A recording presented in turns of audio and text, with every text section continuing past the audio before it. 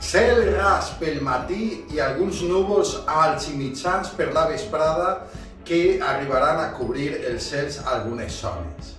Les temperatures seran molt baixes a primeres hores del matí i de matinada i pujaran paulatinament al llarg del dia, arribant a valors superiors al que hem tingut avui. Sobretot seran clarament més alts a l'interior de la província de Castelló. Gelades a l'interior a primeres hores i de matinada.